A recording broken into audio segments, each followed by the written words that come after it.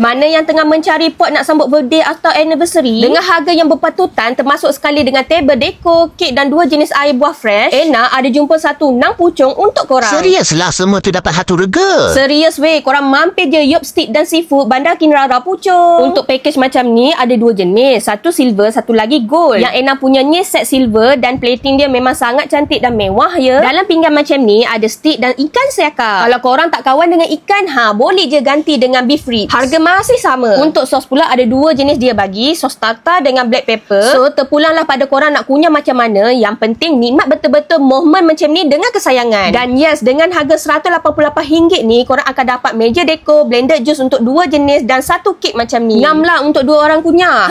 Kalau nak sambut lebih daripada 2 orang, Ena sarankan tambah set yang ini pula. Jangan risau, tomahawk kat sini antara yang paling murah nang pucung tau. Okey, yang Ena kunyah ni tomahawk combo dengan lobster. Dalam set tomahawk ni akan bagi salad, fries, jagung rebus dengan mashed potato.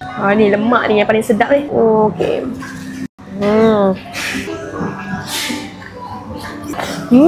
Ni diorang guna Boston lobster. Rasa isi dia macam udang pun ada, macam ketam pun ada. Dia letak pula cheese mozzarella ni pun. Dia lagi rasa berlemak, masin, manis daripada lobster ni. Memang sedap. So bagi korang nak sambut birthday atau anniversary dengan harga berpatutan, yuk podo mampir. Memang marah weh.